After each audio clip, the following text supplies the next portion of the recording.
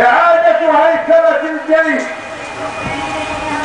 على أسس وطنية وعلمية، وأن لا يكون تبعا لحزب أو قبيلة أو طائفية،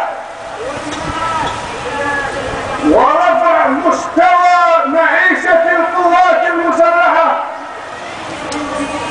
ورفع مرتباتهم لضمان عيشهم بكرامة.